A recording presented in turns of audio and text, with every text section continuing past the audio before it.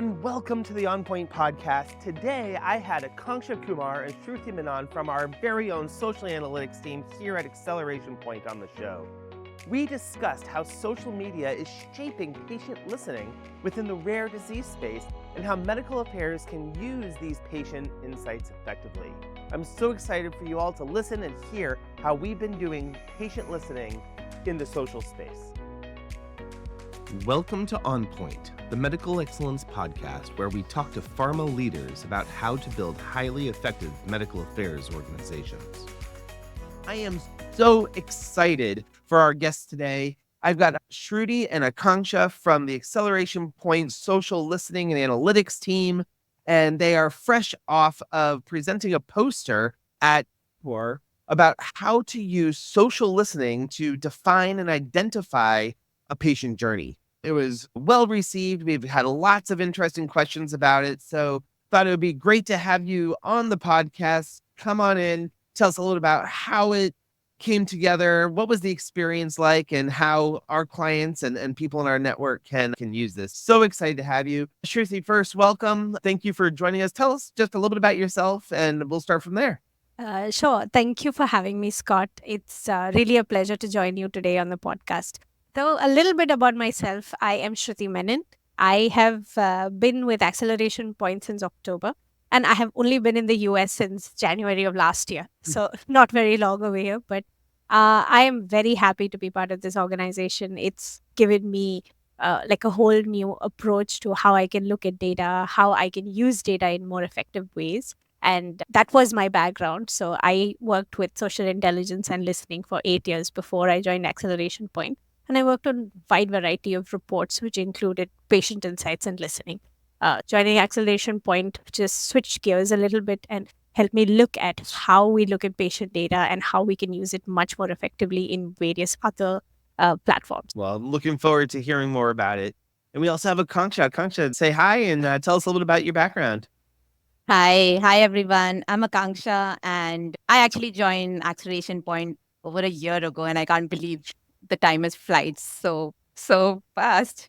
So I've been working here in the social team, and I've been working on patient report, conference report. I've been developing Quello insights, and we are looking at DOLs and KOLs. And like Shruti said, it's an interesting switch of gear for us because we are tapping into the conversations of some key opinion leaders online and understanding how conversations are going.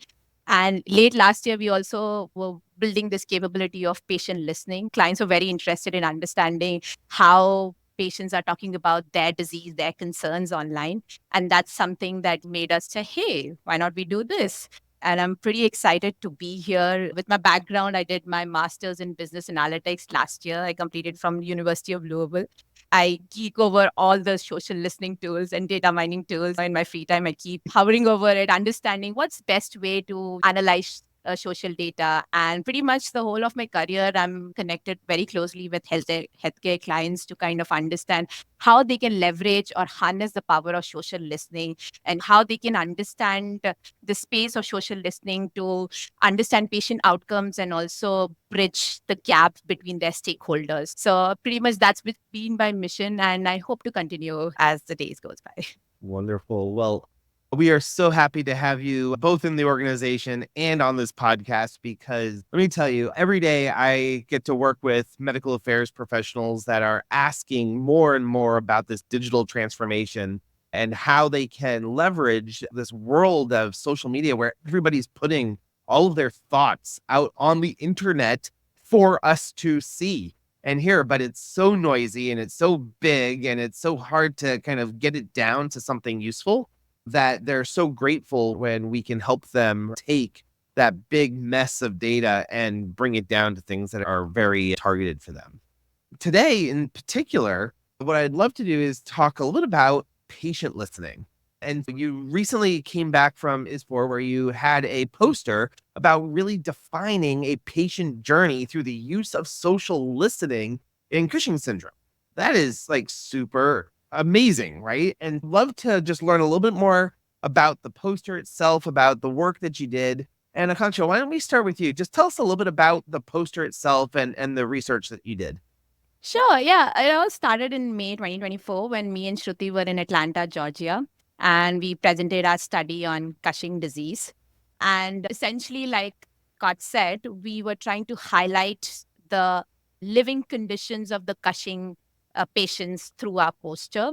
And it was so interesting because we had represented the information that flows in social media through a patient journey. We tried to understand and listen to their voices, unmet concerns, and need. And it was so interesting because at each stage of the journey, they had so many different concerns and they were looking out to seek us support in terms of management of their condition, getting access to proper treatment, being lately diagnosed. And it all started late last year because when we were extending our social capability, we realized that social listening is like a very important capability that we can bring into our picture. And we realized that not only we can tap into the conversations of patients, but we can also tap into the conversation of patient advocates and organization who are essentially doing a lot of work to improvise the patient outcome. And essentially, when we were looking at all the therapy areas, we realized that disease is one therapy area which is often uncovered. We don't really see a lot of data that comes from a traditional platform or the official communication. We realized, hey, why not we do a social listening study on a rare disease? And that's what struck our chord to doing a social listening study on Cushing syndrome. We realized that there is a vast amount of data that we can uncover through this study. And we're very happy to represent it in ISPOR. We got amazing responses from all the researchers and patient organizations. There were a couple of researchers who were already involved in establishing a patient listening capability in their organization. And they came to us and they were pretty happy with our numbers and our methodology. So all in all, it's a very great experience. What do you say, Shruti? Absolutely. It was honestly for me, it was the first time ever participating in an event like that and presenting something. I've participated in a conference before, but the opportunity to actually present something that we've done ourselves was very new for me.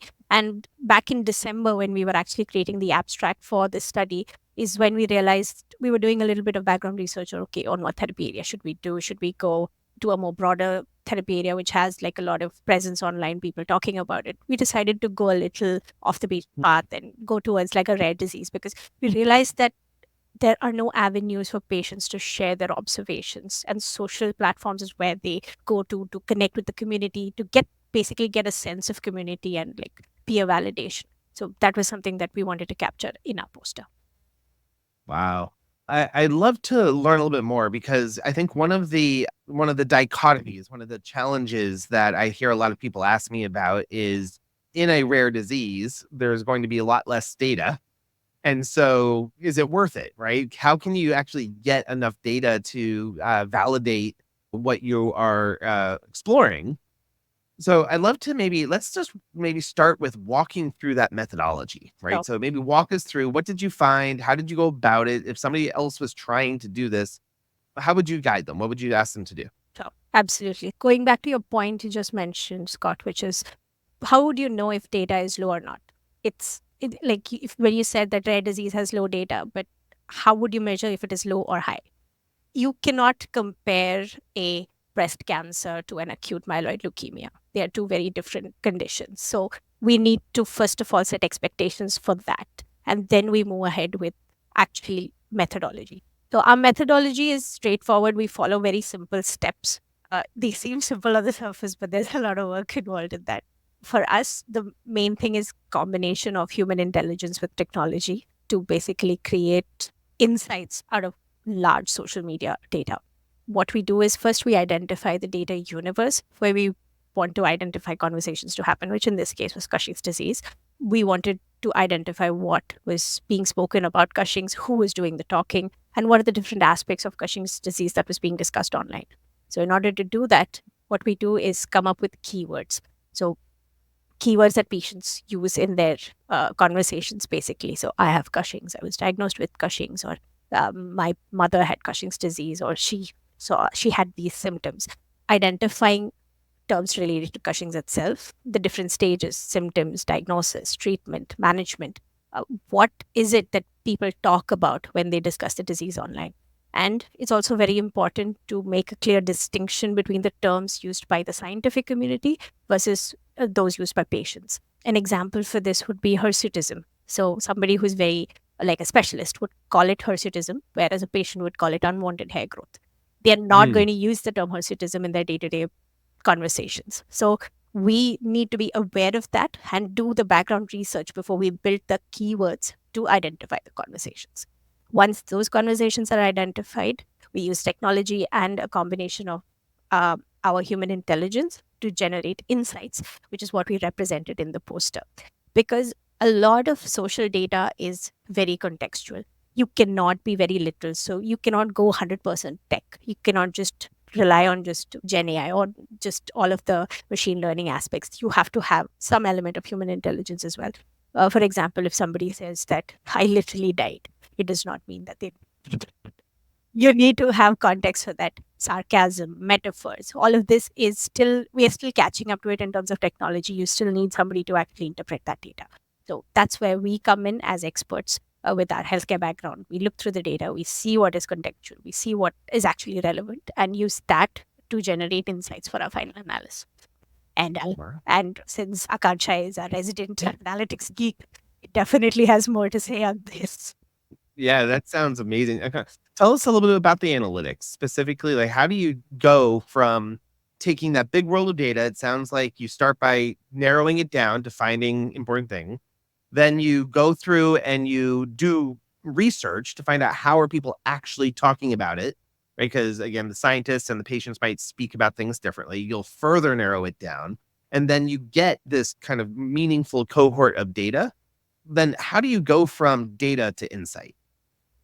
Right. I think the essential step of getting the data is actually the 70% of our task, because we try to make sure that we are getting meaningful data. We don't get a lot of noise. Just to give you an example from Cushing poster is a lot of the pets are also facing Cushing syndrome. The way that your caregivers or your people around you represent you, it's either by their names or my child, my son, and we can't distinct whether they are actually talking about their cats or dogs or they're actually Mm. talking about a human itself. We made sure that we did a lot of image analytics to kind of negate all those conversations where they are talking about animals or they're talking about their pets. So essentially that part of the work is already done much before the data is coming into the stage of analysis.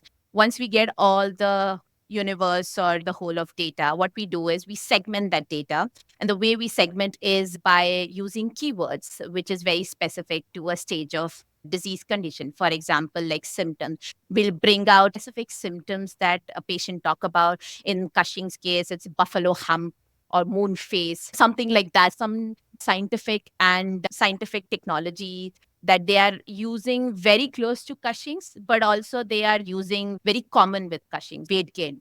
Anybody can get weight gain, Mm. but a lot of these patients use very simple layman terms. So we input all those keywords, we create like a query string, we get all the data, and then we try to humanize those analysis because we realize that the technology is not able to do a lot of the sentiment analysis. We have to put our eyes to it to kind of understand that patient is actually having a negative perception about a disease or a drug. Mhm. It's not the technology that helps us to filter that. So we try to humanize them. We look at every conversation, we segment those conversation, and then we analyze them. And then we get into the insights part where we have our experiences to guide us. We use our experiences. We also have a lot of support from within the team. They have been involved with a lot of medical affairs projects, so they kind of guide us through it. And all in all, it's like a team efforts when we come to making this project a very successful project. And I think it's very evident from our Cushing poster. It's been everybody's effort that is being looked into when we've done this poster. That's fantastic.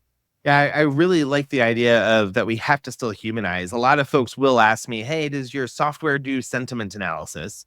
And we said, "Yes, but either, especially when we're looking at what scientists say, they don't write with a lot of sentiment. It's all neutral, right?" And then, as you were saying, sentiment is fine, but if you don't take into account sarcasm or the nomenclature of how people talk about things, it could still pick that up differently. So I love that. There are so many other ways to go about learning a patient's journey. Why social media? What makes social monitoring for this particularly useful? I think, Scott, if it's you or me, I think we all are in social media, and that holds so much true for patients as well. They are every day in the platform. They are trying to share their concerns, their experiences online. I think social media is the most comfortable space, I believe, where they are able to channelize their emotions and their Mm, experiences. And it's so strange that sometimes we feel that these spaces are underutilized. We don't listen so much, we don't uncover the hidden meaning that is coming in from patients. We don't try to look at their thoughts. And social media is actually a direct access to their thoughts and emotions. We really need to leverage this aspect of getting the data from horse's mouth, because it's the patients who are actually taking the drug, who are mm, actually facing the disease. That's why I feel it's like very valuable. And when we do a journey analysis like this, we kind of not just look at the condition from patient point of view, but we also look at from a bird's eye point of view, where we put ourselves into their shoes and we try to understand the disease condition based on what they are facing, how are their challenges, and it kind of gives us also perspective as analysts. So I think mm. it's a extremely valuable sources when it comes to doing the analysis. And I also feel that we have to also make sure that we don't get into this rabbit hole where we are just learning a lot about the information. We are just getting into too much deep into data. Sometimes we get carried away. We are very biased about the Yeah. certain things. So I think we have to, there is always a direction that we head towards when it comes to social media, but at the same time we have to be mindful about not getting too much involved in the analysis. So as analysts, it's like a work in progress scenarios for us. Absolutely. Yeah, something you said really strikes home to me because I think about when I'm capturing something live, right? I'm in the moment and I'm experiencing it. I'm feeling it. I'm thinking about it and I share that. It comes across very differently than looking back. If somebody asked me, hey, going back to when you were first diagnosed or when you were first treated, what were you feeling? Were you scared? What questions did you have? I'm not going to remember all of those after the fact. But because we have this live feed of people's thoughts, beliefs, actions, it seems like it would be a really actionable and more realistic outcome and experience of what patients are feeling and experiencing. It does lead me to a question, though, around some limitations, right? Every methodology has limitations. What are some of the limitations within social listening for discovering a patient's journey? Unfortunately, social media data also has some limitations, especially when we consider it as a data source. The first point is something that we already discussed earlier, which is the large volume of data. It may not seem like a limitation because, like, hey, more data sounds great. That's what we Right. should look for. But the issue is with social media, it's not always relevant. So it's important that Mhm. we understand that not all data is relevant. Some of it can be noise. And it's important to segregate that out from our data set so that we get to what is actually relevant. And as what Akansha said before, going down into a rabbit hole, we may lose sight of the big picture. So sticking to your objectives, identifying what is required from this huge ocean of data is something that's important. And if you don't realize that, it can act as something that is a limitation rather than a strength. So that's the first one. Apart from that, bias. So biases can be many different forms. In social media data, there is an inherent bias in terms of the availability of the platforms itself. So not everybody has access to social media.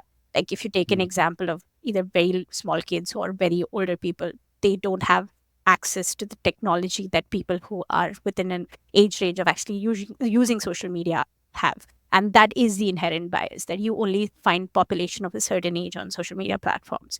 This can also extend to locations, access to technology, like rural versus urban. People who don't have access to a steady internet connection will not think of sharing their day to day on like Instagram. They'll not share pictures. But somebody who's chronically online, somebody who's always available, is going to do much more of that. So you would Sure. have more of a bias there in terms of people who are always online, who have easy access versus people who are not. Then there are many Okay. other biases: language, age, gender. A lot of stuff comes into the picture, which that's not something we have control over because of the nature of social media itself. It's only people who have access to it can share it. But that is still a really large number compared to if you completely ignore the source. Just because you feel that it's not an accurate representation of the entire universe, it's losing out on a very large volume of data. And apart from that, something that we consider as a strength, which is a lot of the data being very organic coming from the patients themselves, is a bit of a double-edged sword. We don't really see a lot of specific questions being answered on social media. To give an example, if you're doing a survey, you can directly go and ask the patient, rate your pain from a scale of 1 to 5. The patient would give you like a 4 or a 3, which you can quantify, directly pull insights from. But social media is not like that. Nobody is sitting and rating their pain scale every day in their daily blogs. They're probably going to say things like, my toothache didn't allow me to sleep all night. And you have to kind of interpret the results. So that level of interpretation can lead to a little bit of a reader bias. So that is also something that you have to take into question when you manage expectations with social media data. So yeah, it's a combination of things, but overall I feel it has way more advantages than disadvantages. So the limitations also, they are there, but we can manage them. Yeah. So, with those limitations, would this apply toward any disease? Like, can you really dig in and get at least an initial map, right? You might need to validate it against some other sources to see if it's true in some of those other populations you talked about. But are you able to do this across any disease? I think it's effective in any sort of disease. In fact, we did it on a rare disease where we had limited amount of data. But let's say if we are looking at vast therapy area like cancer or metabolic disorders like diabetes, there's wealth of information. There's so many conversations that you don't only get from, let's say, patient segments, but you also get a lot of conversations from bystander and caregiver perspective, which is equally as important as patient perspective, because sometimes a patient is not able to share their experiences. So it's their bystanders or caregivers. They actually go online and share the experiences on their behalf. But also social media needs to also be carefully used, because sometimes what happens is that prevalence of a condition is not very prominent in a certain region. For example, let's take the condition of rare disease itself. Cushing's may be very popular in developed countries like US or UK. They have a lot of data. They have access to social media, so we can get a lot of data from that region. But sometimes it's not very prevalent in some countries. Maybe they don't have technologies to diagnose that, or maybe they don't have access to the right treatment. So we don't even have data in certain section of regions. Many European countries, we don't even get a lot of data from them. You lose out on the native language analysis or the native data. And also, there is also a lot of demographic bias, like Shruti talked about in the limitations. If you see the geriatric population, older population, they're not very popular on social media. We don't really get to understand their experiences online as much as we get to understand the experiences of the young adults or some middle-aged people who are often online and they talk a lot about their conditions. So we often understand their perspective, but we don't really understand the perspective of an infant and a perspective of older generation individuals. Those kind of factors does come into play when we want to understand looking at the data in social media. And also there's one more interesting thing that we have to also look about is whenever we do a social media analysis, we do a lot of research about how is the presence of that disease in social space. So we call it like a feasibility test. So we do like an analysis, okay, how much amount of data is coming in a month or in a matter of 6 months. We have to be closely aligned to our clients, make them understand this is what the disease volume looks like, because that's the only way we'll be able to justify the analysis we are doing for their study. And that's the best way to go about it, is keeping them aligned of the volume and also aligned of what are the expectations that they can get from a social media analysis. If somebody was interested in using social listening to identify patient journey, what's the first thing they could do themselves to just do a little bit of a feasibility to know if it's even worth trying? I would say that the first thing they would need to do is just look on social media, look at a few platforms, see what the conversation looks like. So find out if there are any hashtags for the disease. Twitter, although there is a decline currently, but Twitter is still the top platform to get topicality on anything. So go to Twitter, go to Reddit, look at what is being discussed on the serious platforms. And by serious, I'm not discounting Instagram or TikTok. Large. Yeah, platforms where people actually have the capability to share their thoughts and share their emotions. For established therapy areas, like for example, if you look at breast cancer, or if you look at HIV, there are proper platforms that are set up for patient communities. There's breastcancer.org for breast cancer, where literally anybody can join as a community member. Even caregivers have their separate threads within the platform. So it is a well established community. So if you would want to know what the disease looks like, that's where I would start. Look at the lay of the land, look at the landscape. What does it look like? What is the conversation like? Are people talking about the different brands associated with treatment for the therapy area?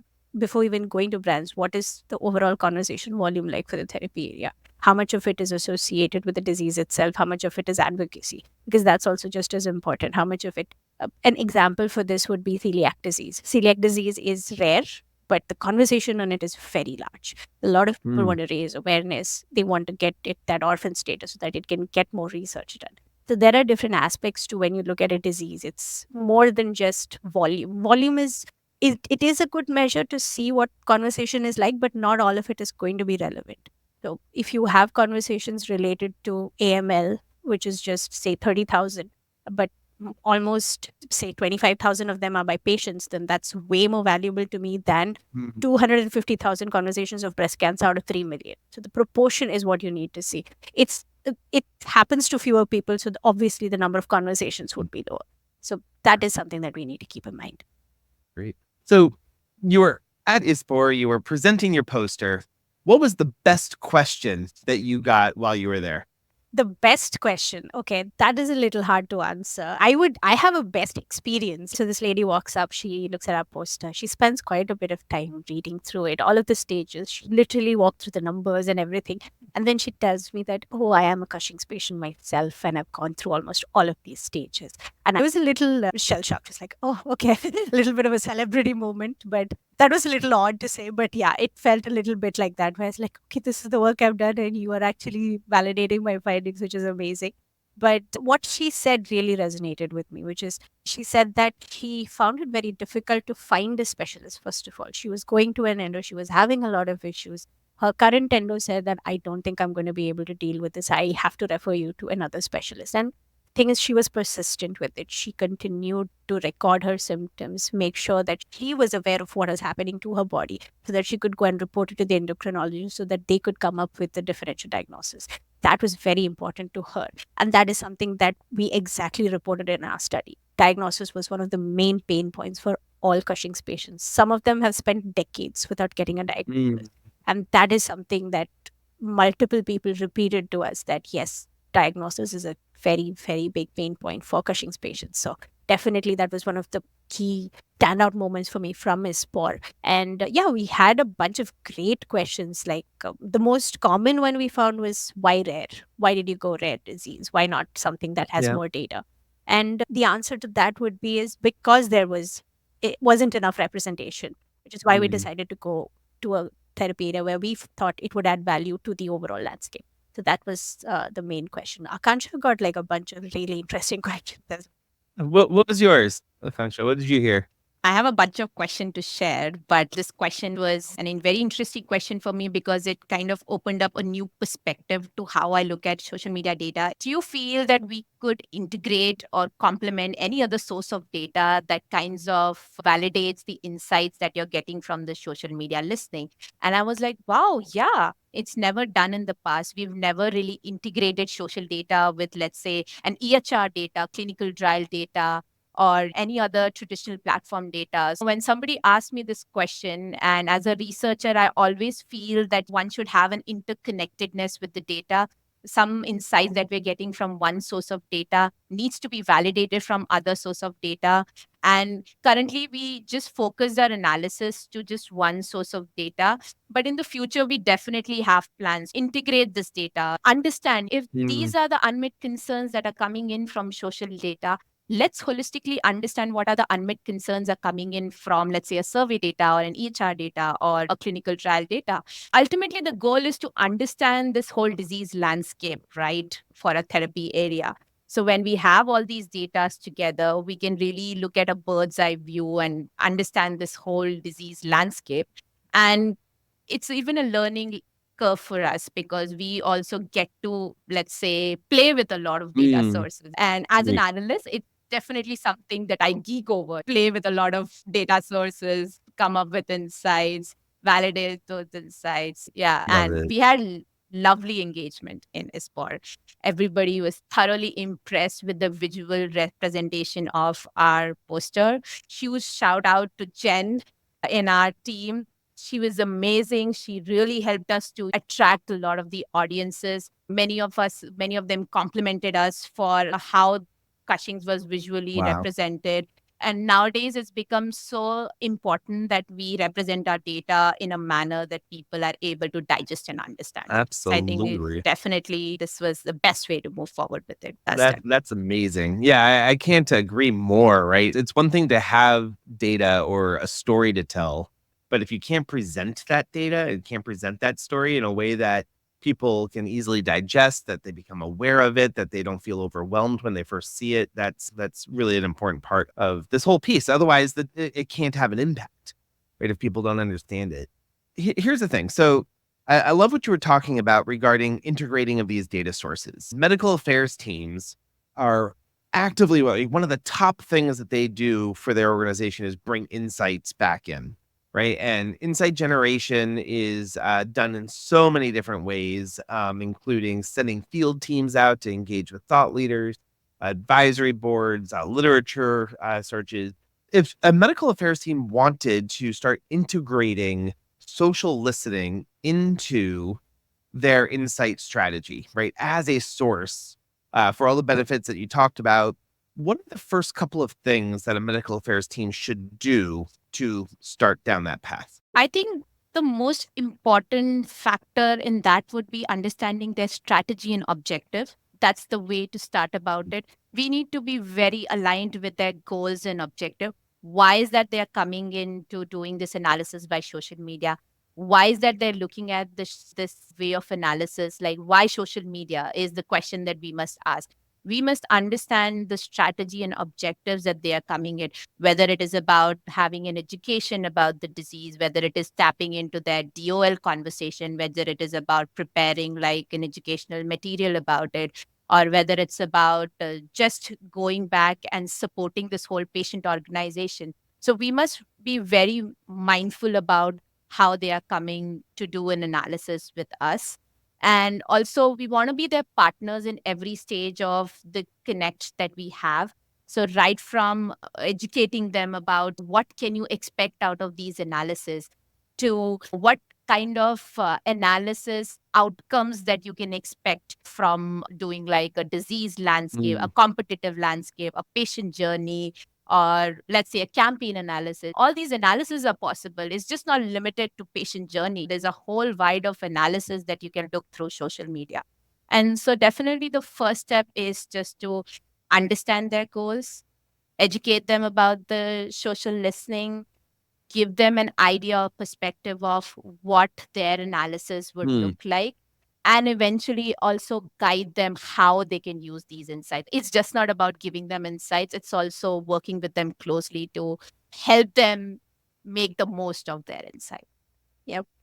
And just as important as identifying their objectives and strategy is, it's also important for us to align to those while we do the analysis. Because as analysts, we tend to go overboard. Mm, As Akansha said, we get into a rabbit hole and we think everything is important. Maybe for them, right. it's not. So as long as we are aligned with their objectives and understand what is it that they exactly want. For example, if a company is in the diagnostic tool space, we give them insights about treatment and management. They'll say, okay, great to know that, but what am I supposed to do with this? So Mhm. it's important to understand the data landscape where their product sits and how that affects the entire universe around them. So that is very important. That perspective of their strategy when we do our analysis also just as important. That's great. So one of the questions that comes up pretty regularly is around compliance and privacy and what is your approach? What is your take on, or how would you share methods to overcome any compliance or privacy concerns when you're listening in social media, especially to patients? Yes, data compliance and privacy is the top topic of concern among anybody who Yeah. decides to do a social study, because it's a little bit of a gray area where you're like, okay, people are not being compensated for their time. How can we use their data? Is this safe to do? What are the legal concerns? So, the first and foremost observation that we have is internally, our processes are compliant in terms of only looking at publicly available data. We only look at data where you have publicly agreed to share that data online. That's the first step.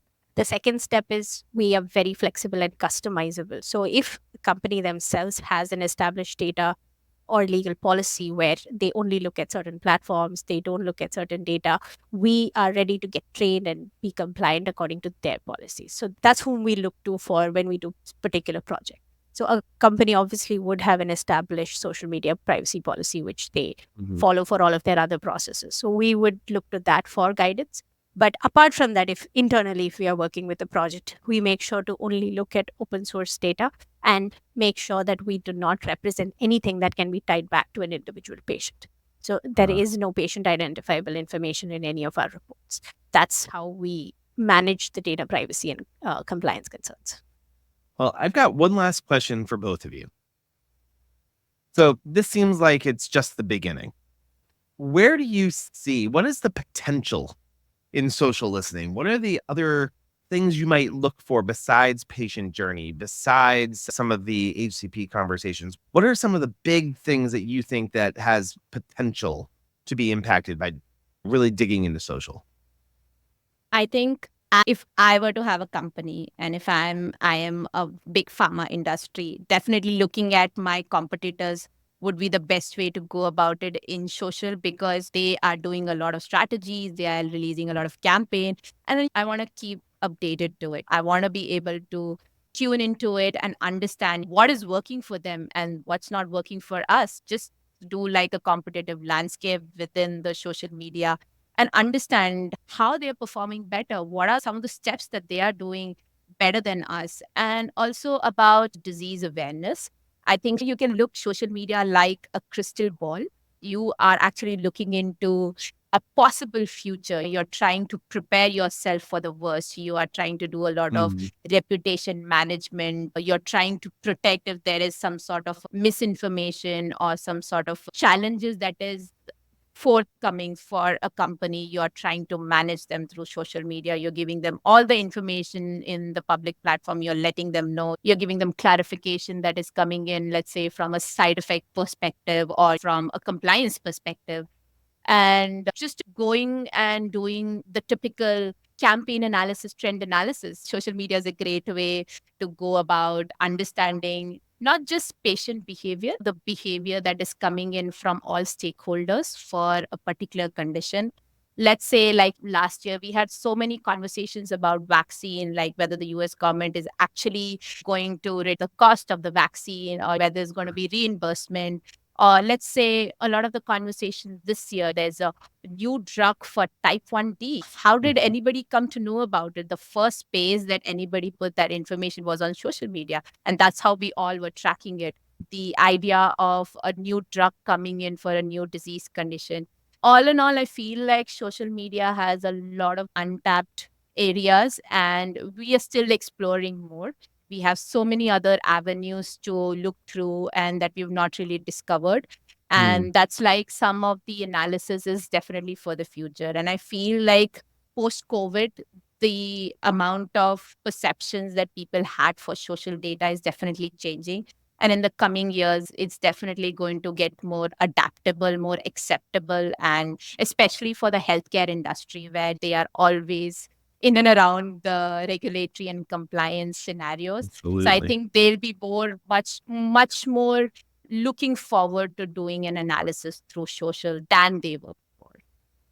Wonderful. Well, I really want to thank you both for joining me on our podcast. In the show notes, we will put a link to the poster along with a link to getting more information about how you can partner with us to do social listening with your team.